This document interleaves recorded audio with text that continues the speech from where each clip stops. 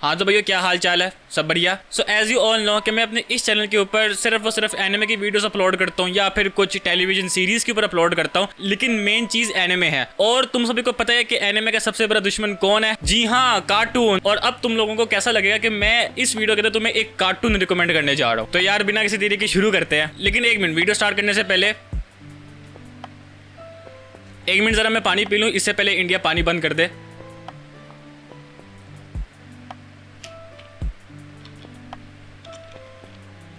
अब स्टार्ट करते हैं। तो आज इस वीडियो के अंदर मैं जिस सीरीज के बारे में बात करने जा रहा हूँ, अब वैसे अगर मैं उसको देखूं तो वो एक कार्टून की कैटेगरी में आता है, लेकिन मैं उसको कार्टून बिल्कुल भी नहीं समझता, क्योंकि भाई वो जिस तरह की सीरीज है वो कार्टून के दूर दूर तक भी नहीं है। क्योंकि जिस तरह उसके अंदर घोट सीन और जिस तरह उसके अंदर खून खराबा दिखाया हुआ है, मैं बाय द वे बात कर रहा हूँ। अगर तो तुम लोगों को सुपर हीरोज वाली सीरीज पसंद है तो फिर तुम लोगों को ये सीरीज जरूर पसंद आएगी। अब इस सीरीज के अंदर भी हमें एक सुपर हीरो दिखाया हुआ है जिसका नाम,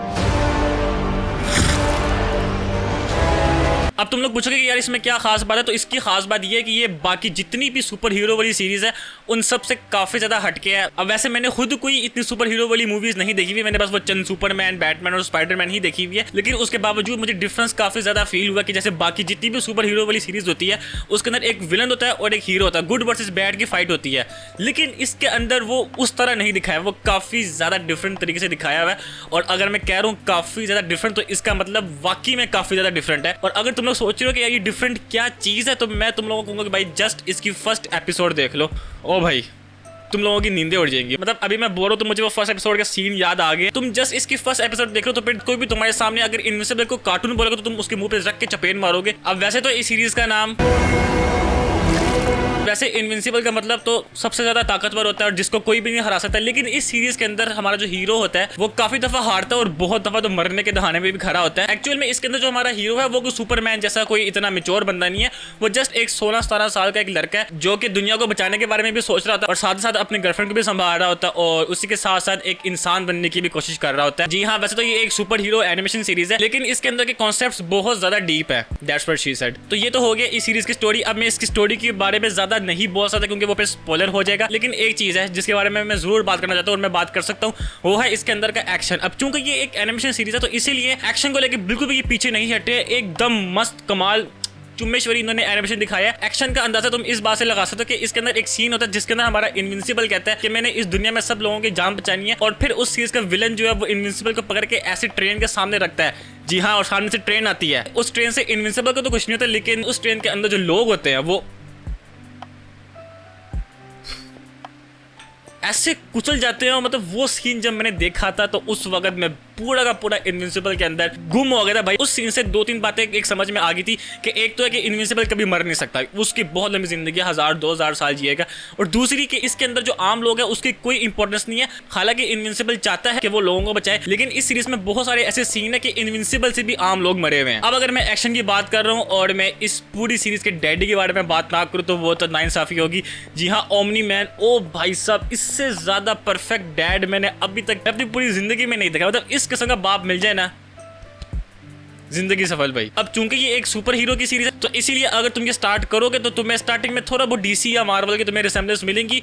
वैसे मुझे नहीं मिली थी क्योंकि मैं ये डीसी और मार्वल नहीं देखता।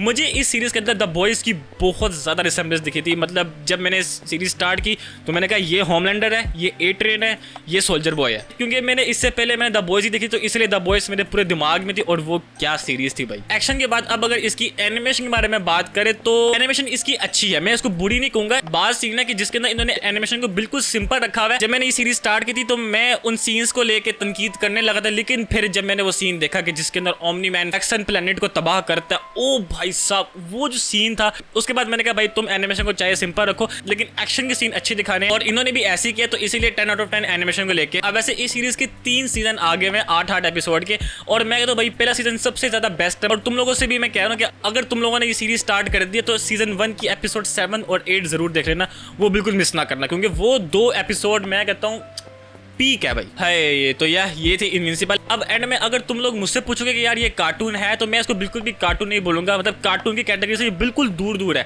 इसको मैं एक एनिमेशन सीरीज ही कहता हूँ। और मेरे चैनल के अंदर आई नो काफी ज्यादा एनिमे फैंस है, और क्या एनिमे फैंस को ये एनिमेशन सीरीज देखनी चाहिए, तो मेरी तरफ से आंसू होकर जरूर तुम लोगों को देखनी चाहिए, और वैसे भी अपने टेस्ट में चेंजेस लाते रहना चाहिए। तो मेरी तरफ से इनविंसिबल हाईली हाईली रिकमेंडेड है, तुम लोग जरूर जाके ट्राई करो।